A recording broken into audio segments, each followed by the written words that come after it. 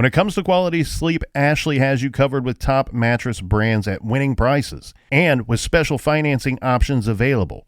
You can snooze now and pay later. Plus, your mattress purchase helps give the gift of better sleep to children in need and U.S. Special Operations Forces. Visit your local Ashley store or shop online today and make every snooze count. Financing is subject to credit approval. See store or ashley.com for details.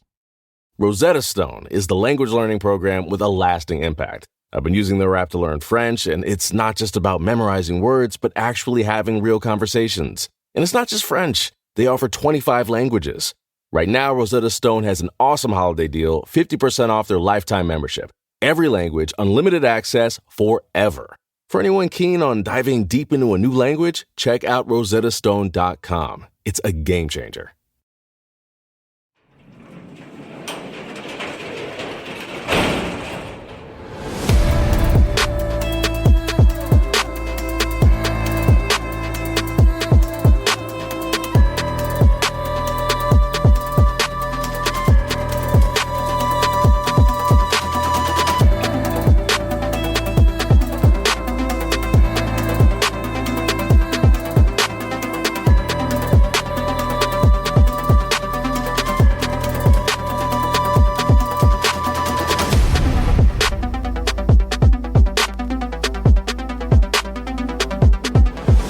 Welcome to True Crime Garage. Wherever you are, whatever you're doing, thanks for listening. I'm your host, Nick, and with me, as always, is a man who has discovered the body of John Wilkes Booth. Here is the captain. And let me tell you, it smelled horribly.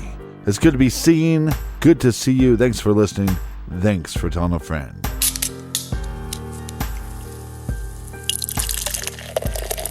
Today we are still sipping on Three's Cocompany. What is that, you ask? Well, it's a creamy, full-bodied imperial stout with coconut, vanilla, and milk sugar, garage grade 4.25 bottle caps out of 5. And here in the garage, we are always surrounded by good company. So let's give a long-distance cheers to Rachel in Sasebo, Japan. And a big shout out to Jessica in Cincinnati, Ohio. And here's a cheers to Casey in Tyler, Texas. And a big we like your jib to Rebecca in Piedmont, Oklahoma. And here's a double-fisted cheers to Scott and Lacey in Madison, Indiana. And last but certainly not least, we have Devonna in Silver Spring, Maryland. Thank you to everybody who helped us out with this week's beer run. Yeah, BWERUN beer run.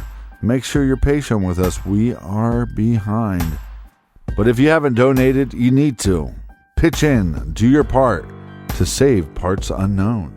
Also, if you're done with this episode and you're thinking, what should I listen to next? You should be listening to Off the Record. That's our bonus show. Check that out on Stitcher Premium.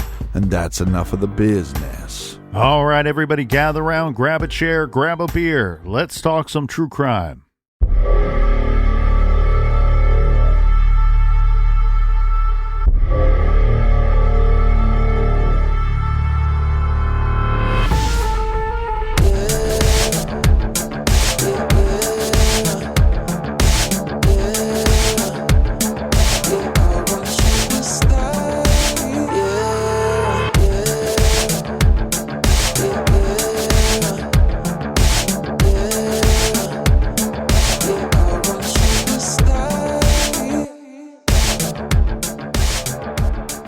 "14 days after 33-year-old Tracy Sissom was last seen, the Chevy Blazer that she borrowed from her father was found abandoned 8.5 miles from Tracy's apartment. Tracy Sissom's remains were found 70 miles from her apartment, and as we know, she had been dead for a while, probably about 18 days. And we also know that someone else was driving that Chevy Blazer after her death. This reminds me, Captain, of the Jennifer Kesse case. By the way, we covered the Jennifer Kesse case in depth in 4 parts. That's episodes 362 through 365, if anyone wants to look those up. I am in no way saying that these cases are connected in any possible way, just kind of stuck on this idea about the vehicles in both cases. Jennifer Kesse from Orlando, Florida, has been missing since January 23 of 2006. Shortly after she vanished, her car was discovered parked around a mile or so from her home. A local security camera recorded a person parking Kessie's car and walking away. Now, that person could not be identified due to poor camera quality and the person's face and any distinguishing features being obscured. Now, one glaring difference here is obviously in the Tracy Sissom case, we have found and recovered her remains. I know we also know that there was a couple, unknown couple that was driving the vehicle that eluded law enforcement. Right. So in the Kessie case, we're not certain what happened to Jennifer, but in both cases, we have recovered the vehicle that the victim was driving, and we know that they were moved by somebody else. Now, again, here we have a very similar situation in the Sissom case. The Blazer that Tracy was borrowing turns up with these weird people that we don't know. We don't know who they were. So what were these two people doing in the Blazer, or doing with that Blazer? Were they simply moving it and almost got caught along the way, but were able to duck the police?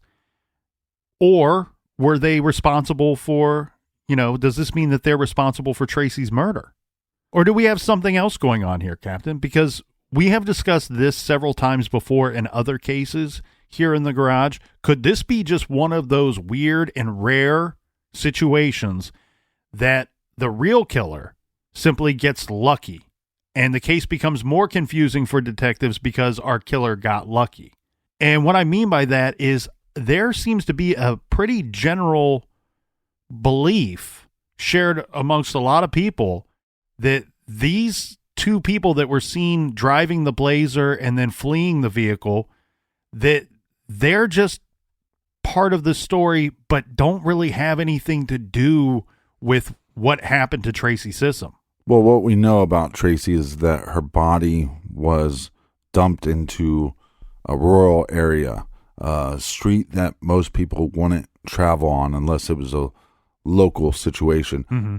But a distance away from where she was last seen. You said 70 miles. Yeah, 70 miles. Is it possible that the killer of Tracy also abandoned that vehicle and somebody, like you were saying, this couple then happens upon that vehicle? That is kind of the general belief here that is shared amongst many people, is that these two people may have found this vehicle somewhere. Now, keep in mind, Tracy is last seen in Indianapolis, a big city, a major city, 70 miles from where her remains are found. It's very likely whatever happened to Tracy happened to her that night at the apartment or right after she left her apartment that night. So whatever happened to Tracy happened in Indianapolis. And if you're going to, let's say you have a personal cause homicide where you murder someone that is somewhat close to you, that there would be a direct connection for law enforcement from victim to offender. But you have killed somebody that you know, personal cause homicide, and now you are tasked with a couple things, right? You could just leave the body to be discovered, and then they can go about their investigation. But if you do that, you know that they're very quickly going to wind up on your doorstep, knocking on your door, asking you the tough questions. What you're tasked with is, I need to get rid of this body, A, and B, I need to get rid of this vehicle. Because it's a quick and easy leap from body to vehicle when you go, you know what? Okay, who cares what she told anybody that day or the weeks before? If they don't find her and they don't find this vehicle, and as long as I can create that delay between them locating the vehicle or locating her, the more and more this starts to look like the people, maybe she just took off. Maybe she just packed up her shit, put it in this Blazer, and took off. Well, on every missing person case that we cover, we talk about those possibilities. Was there foul play? Did this person want to commit suicide? Did this person want to take off and start a life of their own? Well, and we've talked about several cases where people report somebody missing and the local law enforcement agency they don't have something to investigate because the adult is allowed to go missing. Hey, finish your food before you talk. So I think that's what you're looking at from a strategy point, and from something you brought up. There's a good chance that whoever is responsible for this may have moved her vehicle and left it somewhere, abandoned it, and then these people found it and moved it. And when they get pulled over by the cops, they get scared. And they, these could be drug users. This could be people doing a favor for somebody. This could be homeless people. It does not have to be somebody directly connected to Tracy or her murder. Well, because if you find an abandoned car, and let's say you find the keys in the car. Party time. Well, yeah. I'm going to go pick up the captain. Yeah, and we're going to blast some Bohemian Rhapsody. Don't vomit in the back seat. Yeah, if you're going to spew in this. But when you have that scenario and you're the driver and you see law enforcement, you're going to assume that somebody reported the car stolen. Right. Because you essentially stole the car. And we've said it 1,000 times. Vehicles are easier to find than people. And the weird thing here, too, is we have information that is telling us that the cause of death in Tracy's case was strangulation, and then you have that partial box of ammunition in the back seat. It doesn't sound like some rando people that are moving this vehicle for you, or that found it abandoned, that they would leave ammunition in the vehicle for any reason.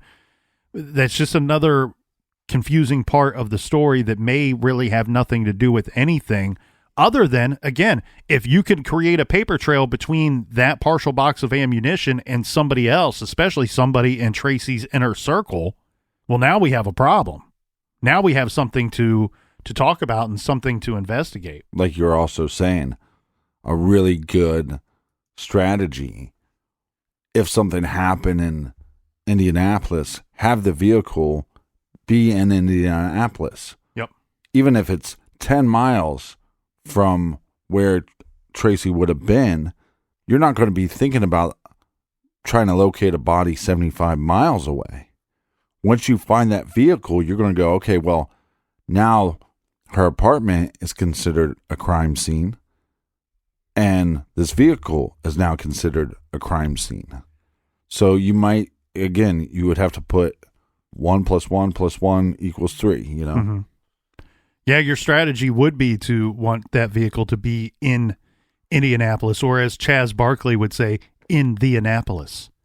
But yeah, you would want to separate yourself from the victim and from the crime scene itself too. And the best way to do that is not have them find the body if you're the perpetrator of this crime. And it seems like police were really working under the theory that, yes, she was killed elsewhere and then dumped in this location, but we have her last known whereabouts is that apartment. So do they believe that she was killed or attacked in that apartment or in the parking lot of her apartment complex? And then you have the statement from the police. This is what's interesting, though, Captain. People go, why are you really hyper-focused on these ideas? It's because police have not released very much information in these cases. In this case, they've not even officially released the cause of death. So we know that they're very strategic about what they are allowing to come out. So they probably are only allowing things to come out that they know, that they have other proof or evidence that this is very much case related. This is information that we want to allow to go out to the public.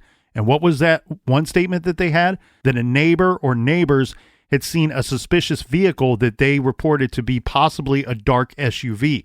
That whole statement too, and knowing that the last time she spoke with her mother was 7 p.m. that night, I'm starting to feel like the sun goes down in Indiana that night and something bad happened to Tracy in that general location after the sun went down. Because again, I'm going back to the difficult, vague description provided to police by a potential witness of a possibly dark SUV. Something, either their memory is not great or something is causing them to not be able to see the vehicle extremely well. Over the next couple of years after Tracy's body was recovered in 2004, only little bits of information trickled out, but nothing that really changed what we've already related to you thus far in this case. Indiana State Police Sergeant Jeff Decker told the Republic that the police were choosing not to release the cause of death so it would not create problems in any police interviews. Decker did confirm that they believe Tracy to have been killed elsewhere and dumped in the area where she was found. Investigators continue to work the case and would say only that they continue to talk with people they haven't ruled either way on, this being in or out as possible suspects. Well, and people have to understand something as simple. Again, you see this in like the Delphi case where people want to know the cause of death. Mm-hmm. They want to know what happened. They want to know those details. They think that somehow those details are going to help them solve the case when they're doing their internet web sleuthing, right? Mm-hmm. But in this case, you might have somebody that comes forward and says, hey, look, I was talking with my boyfriend, I was talking with my girlfriend, or whoever I was talking to, and they said that they're responsible for her death. Well, how did they kill her? Oh, well, they said they shot her. And if that's not the cause of death, then you're less likely to believe that lead. And people might naturally think that she may have been shot and it not be the case at all. Right. Right? Why would they naturally think that? Because ammunition was found in her abandoned vehicle. Now, one thing that did come out, this was in 2006. Wait, Captain, so go ahead. So what you're saying is by releasing that information, it's kind of a deceptive way to put out information there that might not actually matter by law enforcement. Well, not only that, but you may not have any control over it. You may be going back and retroactively creating that strategy, meaning if they announced that the vehicle was found, remember the vehicle was found before her body was located, right? And even months before the body was even identified. So there may have already been information out there to the general public, whether it was in a newspaper or on the news or just known in her inner circle that, oh, they found her vehicle before they found her body, and there was bullets in that, sitting in a box in that the back seat of that vehicle. Now, one thing that did come out in 2006 that the police discovered in their investigation, and this is per the Indy Star, was that Tracy Sissom was trying to kick a drug habit or recently had kicked a drug habit. Her family said that she had a troubled marriage and that her body had no trace of drugs in her system.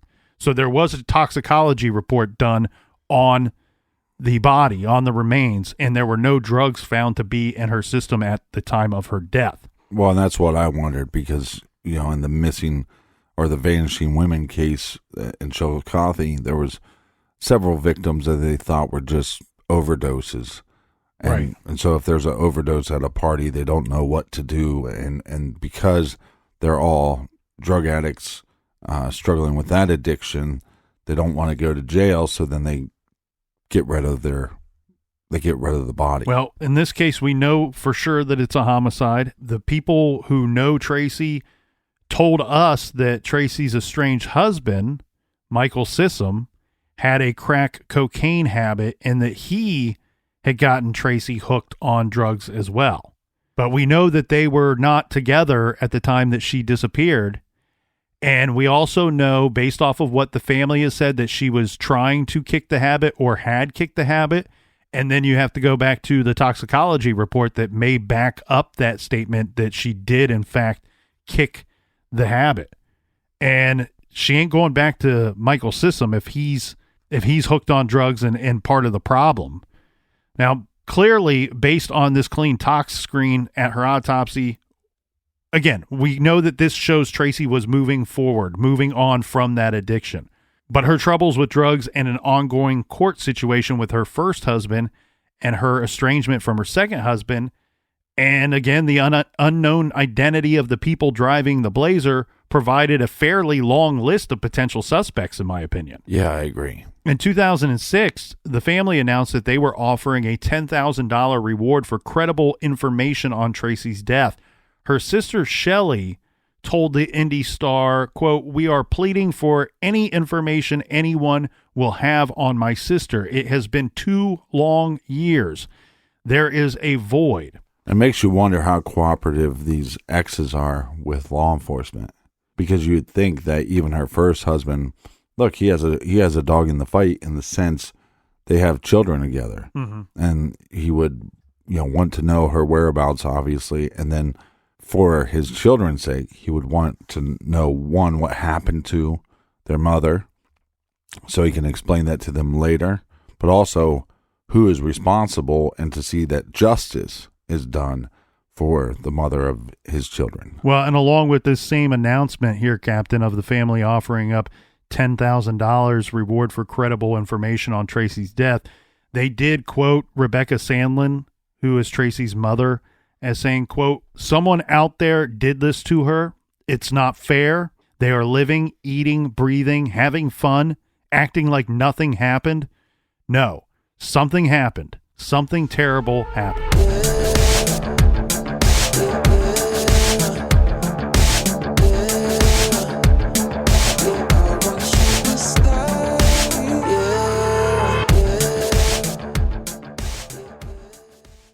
This show is sponsored by BetterHelp. Do you look forward to the holidays? Maybe you struggle with seasonal blues.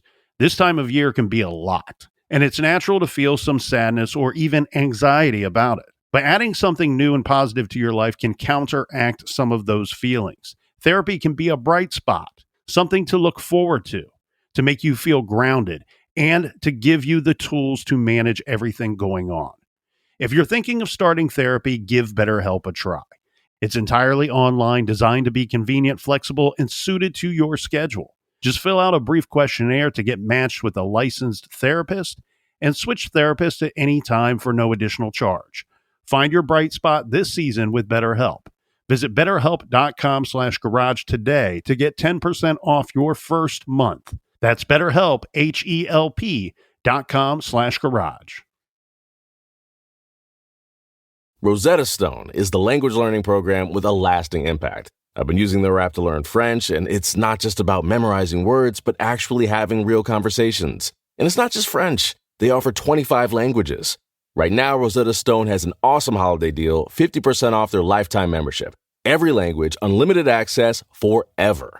For anyone keen on diving deep into a new language, check out rosettastone.com. It's a game changer.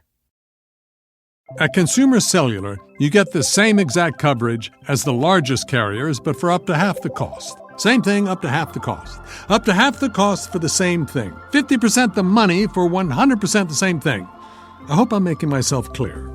Consumer Cellular. When freedom calls, we're here to answer. Call us at 1-888-FREEDOM. Half the cost savings based on cost of Consumer Cellular single-line 5GB data plan with unlimited talk and text compared to lowest cost single-line postpaid unlimited talk, text, and data plan offered by T-Mobile and Verizon May 2023.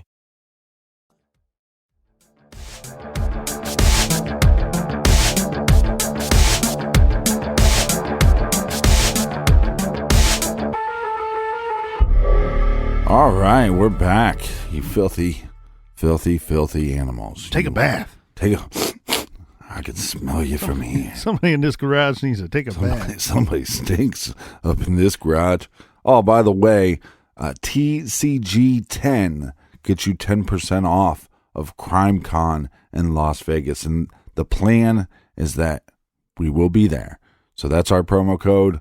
Unless something changes in the world. God willing, we will be there. I like to say it's a definite, but we've been through some trying times. Yes. And we're all in this together. So a little stat for you, and a hopeful stat, is that there were 3 phases of the Spanish flu. So we're in the 3rd phase of COVID. So maybe we're closer to the end than the beginning.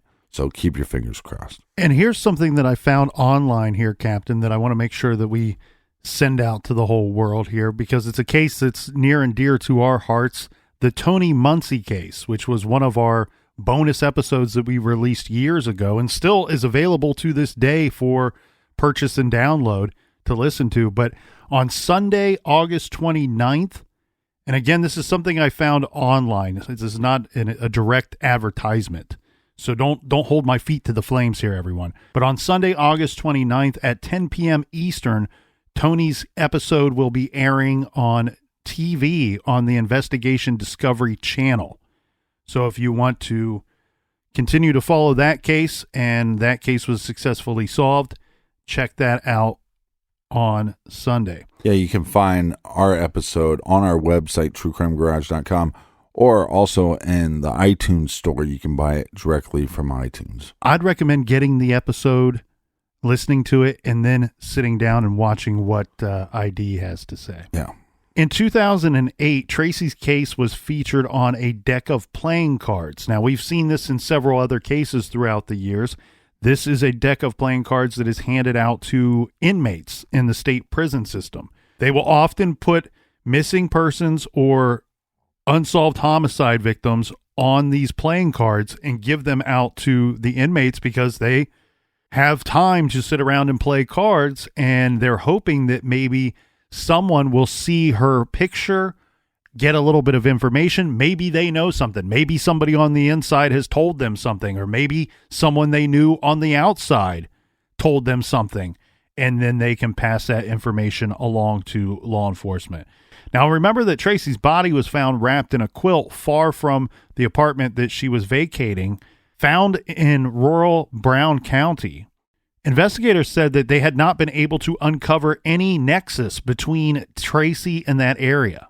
Tracy was from Indianapolis and had no connection whatsoever that they could find to that rural area at all. Brown County prosecutor Jim Oliver told the Republic, quote, "She was last seen in Indy. She lived in Indy. We don't know what the Brown County connection is." He said he believed investigators should focus on Marion County, where Indianapolis is located. This seems like a very important hint that officials believe that whoever killed Tracy was close to home. Now, before we proceed any further, it has to be said that this is one of the most frustrating cases that we've looked at in a while due to the lack of information. Our efforts to obtain documents and reports were stonewalled in every direction. We submitted FOIA requests for police reports and autopsy reports. Those were denied. But again, this case is 17 years old, right? We've not seen a ton of movement on it. It's time. It's time to put out some more information. Well, it's so frustrating because you know that there's people involved or people that are possibly close to her that have information that they're sitting on. Mm-hmm. And it's, why wait? And this idea that somebody committed this murder and is just sitting around like eating their hot Cheetos, having a good time. No, this is weighing on them. Well, it weighs on them all the time. We managed to unearth some information, some more information, and talk to some sources that we will relay to the listeners in hopes of stirring up some interest in Tracy Sissom's case. We did a lot of digging in this case to try to get to the bottom of who killed Tracy. Our feeling was that police have to know a lot more than they are saying, and I think we're right. Our sources, people close to the case, we are not naming them, tell us that there is indeed a prime suspect, a number one suspect in the murder of Tracy Sissom, and police know exactly who he is. We are talking about Tracy's estranged husband, Michael Lee Sissom. According to our sources, when Tracy went missing and then turned up murdered, police went after Michael Sissom incredibly hard. That's what she said. I bet you they thought that they were going to get an arrest and soon a conviction early on in this case. Right. Police were convinced that Michael had shown up to the apartment that night that Tracy was cleaning out and that the two had some kind of altercation and he killed her and then dumped her body. Sissom was a Indianapolis native as well, growing up in the same neighborhood as Tracy did. But our sources tell us that Michael Sissom had many ties to Brown County as well, that he grew up hunting in that area, and that he is intimately familiar with the area where he dumped Tracy or where her remains were found. That is interesting. We're being told that this guy is the prime suspect. We're being told by law enforcement that Tracy Sissom has no ties. We can't find any connection between our victim and where we found her body. Brown County. How now, Brown Cow? Yeah. Mm-hmm. But we're being told by the sources that not only is this dude the prime suspect, but there are obvious connections between him, the suspect, and where the body was later found. According to the sources, Michael was dealing drugs when the police were pressuring him about Tracy's murder, and the cops started badgering his drug associates about his activities. So the heat was getting too hot. Hot in the hot So he tub. skipped town. He ended up in Oklahoma, and then he was in Missouri for a while, where he beat up a guy who owed him money from a pool game. Apparently, he beat this guy up so bad that he was arrested in January 2006, and he was facing a decades-long sentence for the assault. Some have said that the woman that he married right around that same time, he married this quote-unquote girlfriend so that she could not testify against him, and that all of the other witnesses were deemed incompetent in that case because they had all been drinking in the bar when the fight occurred. So these charges, Captain, end up getting reduced to felony theft, right? So he beats up this guy. The motive for beating him up was because the guy owed him money from a pool game. Well, apparently after he beat up this guy, he took that money from the dude. So they didn't charge him with the physical assault. They charged him with stealing the money. Well, how much money? I don't know how much it was, but what happens here is They not bet only a do $5 bill and a Coke. not only do the charges get reduced, but the sentence gets reduced as well. So he ends up looking at decades long or more charges originally. This ends up only being with him taking a plea deal and getting sentenced to 6 years. He ends up serving 1. Now, here's what we've learned. Obviously, Michael Sissom has a violent past in which he faced charges for that assault. Right. But women who have dated him say that he would choke them and that he was abusive during their relationships. What a romantic. They said that at first he would come across as a great guy, but then he would become emotionally and physically abusive and manipulative. He assaulted one woman he lived with in Indiana after his release from prison, and when she filed charges and sought a restraining order, he sent someone over to tell her to keep quiet. So there is a conviction on his record relating to that incident, a misdemeanor battery charge for the assault, which occurred December 23rd, 2008. He also has a disorderly conduct conviction in Indiana from 2002. And as we said, he did a little bit of time in prison for that Missouri assault on the pool player. So he has a violent temperament, and he likes to put his hands on women. That's what we are being told. Tracy's family has not spoken out to the media directly about Michael and Tracy's relationship and whether it was violent or not. But we do know the two were estranged, and Tracy was living on her own in that apartment that she was clearing out when she vanished. And our sources tell us that Tracy had filed for and been awarded a restraining order against Michael. So if the dead could talk, then that's Tracy telling us that, yes, this guy was violent toward me as well. Mm-hmm. Now, Tracy and Michael met, I guess, much earlier in life when they were in high school. Michael actually dated Tracy's younger sister, Shelley. Now, Shelley was the most vocal advocate for her sister's case. Shelley would even call up Michael Sissom and beg him to provide the family with answers in Tracy's death, asking him to confess to the murder for the sake of their child. Because remember, the two had a kid together. And not only that, residents of the tight-knit community where both Tracy's family and Michael's family live, I'm being told that they all seem to know that Michael had something to do with Tracy's death, that this is sort of an open secret in that area. Well, here, again, let's go through the list real quick. Violent temperament, puts his hands on women. We have a restraining order that was issued against him from the victim, and he has connections to Brown County, which his connections are not just that he knew the area, but he was very familiar with the rural parts of the area because he went there to hunt. Not only that, some are saying the specific area where Tracy was later found. Right. Now, let's go back to 2004, right around the disappearance time when Tracy disappeared. Michael Sissom was telling people who asked about, what happened to his wife, that she had left permanently, that she had taken the two girls and left, and then went to live in various crack houses in Indianapolis.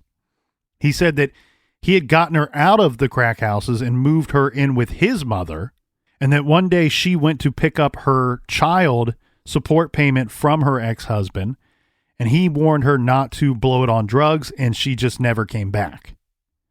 Okay, so of course this story is absolutely ridiculous. This is what our prime suspect is telling people in town. So this wiener spanker, he is saying, "Oh no. She left and she was going to all these different crack houses, and I'm the one that was trying to get her clean." Yeah, he's saying, "Hey, don't be doing that stuff around our kids, and don't be spending your money on drugs." But the problem with his story, Captain, is this does not account for any of the time that she's living on her own in her own apartment, or moving in with her mother, borrowing the blazer from her father to move. You know what I mean? It's like a convenient way for him to explain away why she is not around anymore and blame it on the victim. And what's interesting here too, you go, okay, well, what does any of this mean? Does it mean anything, Nick? And I say, yes, it does. What it means to me is you have her other family, the rest of her family are going, where is she? We don't know what happened to her. Oh, but this guy's got a story, right? Right. He's got a story that we know does not line up with the facts of her life leading up to her disappearance. How convenient. And he can say whatever he wants. That's the unfortunate truth here. That's the harsh truth here, is that the possible offender lives to die another day and can tell whatever tale he wants between then and now. She's not here to defend herself and tell us exactly what happened. What we do know from the tox report, Captain, is that drugs were not found in her system when she was murdered. Right. So, look, like you said, he can say anything. He decided to create some story, some fictitious bullshit, and it doesn't make any logical sense with what we know, that she was moving out of her apartment, that she was going to move in with her family, that she borrowed her father's vehicle. It doesn't make any logical sense, but it doesn't matter to him. He just, this is the story I'm going to tell, and I'm just going to stick to that. And it's bullshit because you go, it doesn't make any logical sense. Well, and what it looks like to me here, Captain, is that the family's theory is that Tracy was at her apartment loading things into the blazer, as she said to everyone. Michael must have shown up despite this restraining order. The two argued. He strangled her. Then he wrapped her body in a quilt and drove her to another part of the state, a part of the state that he is familiar with, to dump her. And here's the thing, too. It would be really important, and I know that the family's not been very vocal, and Shelley was really Tracy's most vocal advocate. Sadly, Shelley has passed away in the years.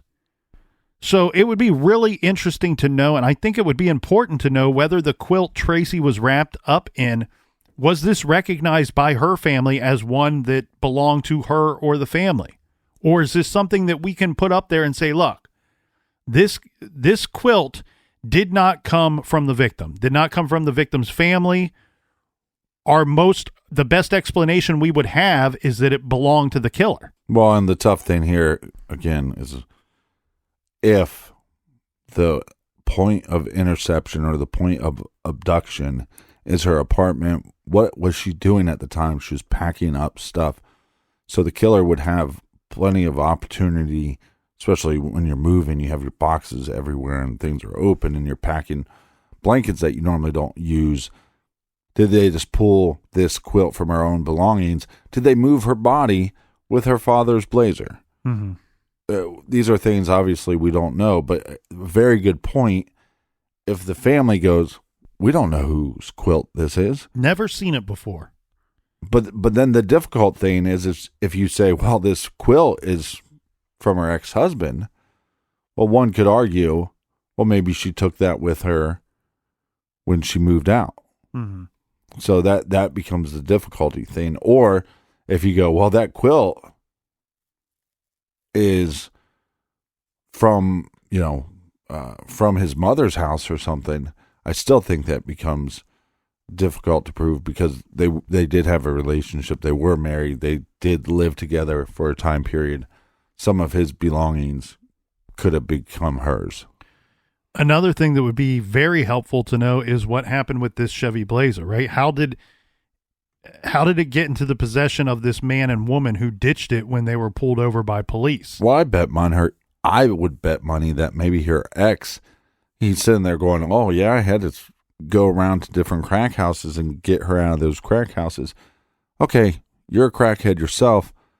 That means you run in circles with crackheads. It probably won't be that hard to sell that car for a little bit of drugs.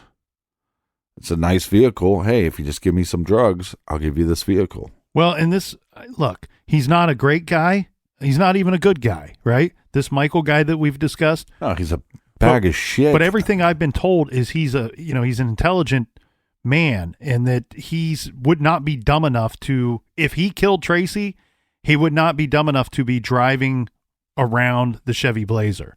That he would have known better than to drive around the vehicle that was tied to his missing and murdered wife, with whom he was not supposed to be in contact with. Right. But people close to the case believe that he likely ditched it somewhere. Which makes sense. So that somebody else could magically come along and steal it in the middle of the night.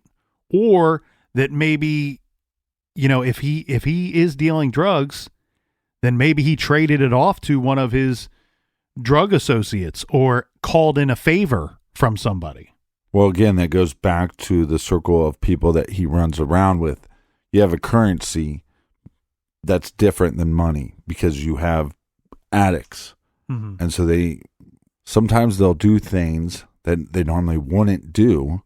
Maybe at some point they were a good person, but because of this addiction, they'll steal from their families. They'll steal from others. They'll burglarize the neighborhood. They'll steal from little kids. They might even murder somebody. Well, and you have a situation here that I find to be very interesting, Captain, where we have the potential of other suspects, right? We have a fairly large suspect pool that I would say it could be an unknown person. It could be these two unknown people that were seen driving the vehicle. It could be her first husband. But what we end up having at the end of the day is sources telling us, no, it was the most recent husband. It was Michael Sissom, and he had a violent past. He was not supposed to be around her, and he probably was trolling her and bothering her, and that somehow they met up, or he found her that night cleaning out the apartment, and they got into some kind of altercation. Well, no, and I would lean towards that because I think the other thing, too, is she's not found with drugs in her system. And so that was probably a control technique for him. Hey, I'm using drugs. If I get you hooked on drugs, I can control you more. We already know he's abusive. And one of the things that abusive men do is they divide and conquer. Divide them from their family, divide them from their actual personality by getting them hooked on a substance. And one of the things that I believe, and I don't know how true it is, but what I believe is sometimes these guys get in these horrible rages when they realize I can't control this person anymore. I have lost the ability to continue the path of abusing them and doing whatever I wish to them and having them be under my control. So we already see some kind of separation. She's living in her own apartment, but maybe he shows up that day and realizes she's clean. She has kicked the habit. She's kicked me out. She's kicked the habit. She's moving back in with her parents. I can't control her anymore. And then flies into a rage. And not only that, if everything that we're being told is true, Michael was an addict himself. I don't know his current situation, but right. You just said all of the things that people that are drug addicted may do for money or for whatever other resource. He was an addict at the time of her disappearance. So that becomes a whole nother possibility. It could be that the drugs are more responsible for his actions than he is. And that's where, look, he got a plea deal one time in Missouri. There's still time. If he, in fact, did this, there's still time for him to do the right thing. And if he's not going to do the right thing, there's other people out there that know. I'm convinced of that there would probably, usually these people, even in personal cause homicides, usually they tell somebody something. And I gotta believe, man, if this guy is hanging out with people that aren't so much on the up and up, or if he had to call in a favor to have the vehicle moved or help him in any part of cleaning up and covering up this murder, right? Somebody definitely knows something. Well, it makes you wonder what happened to the children, because like you're saying, this is 17 years ago. Mm-hmm. And yes, she had 3 children. They're all grown adults now. They grew up without a mother, but they also grew up without knowing what happened to their mom. Yep. And again, like we said, what we suspect is that she kicked a habit, that she was turning her life around. And like I've always said, and we see it a lot of times with true crime cases where they don't get as much attention because you find out that the person was suffering with an addiction. And I always go, well, it's just as sad to me because they lost the opportunity to turn everything around. They lost the opportunity to become maybe what they were supposed to become all along, but they got sidetracked. And so these poor children grow up not knowing what happened to their mom, probably being fed lies from other parts of their family. They deserve answers just as well as the rest of her family does. Her oldest 2 were raised by her husband, their father. And then her youngest, who she had with Michael Sissom, was eventually raised by Tracy's family. They're probably all in lockstep of trying to figure out what happened, not just to their mother, but to their daughter, their sister, and so on. Now, as we said, Captain, this is a very frustrating case. Tracy deserves justice, and so far, she has not received it.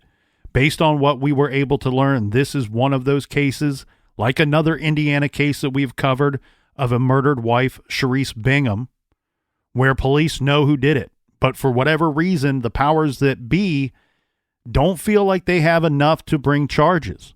We can only hope that the Indiana State Police Detective Chris Fears, who told us that this is an open and active investigation, is correct, and that this case is being worked and might one day be solved. The recent arrest of Heidi Furkes's husband, Nick, 11 years after her murder, also gives us hope that this, even after all of these years have passed, that these murdered wives can find justice.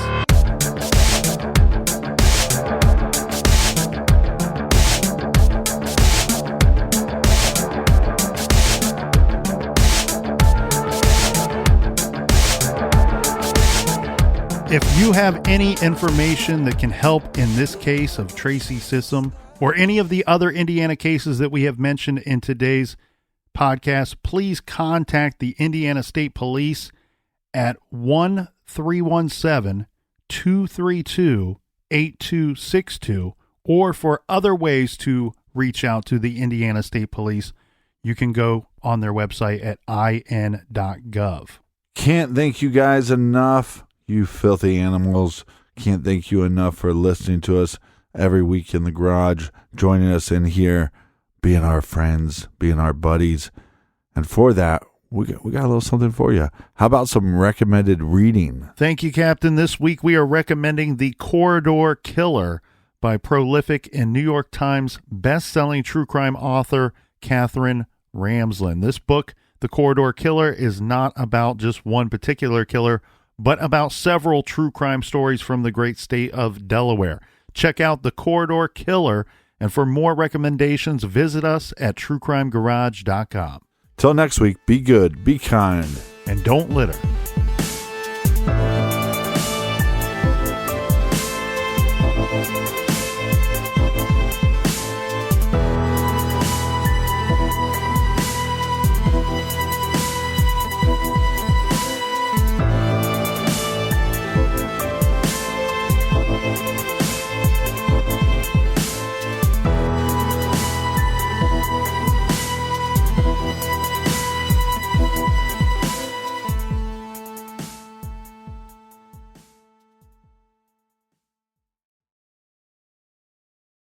You can live out your MasterChef dreams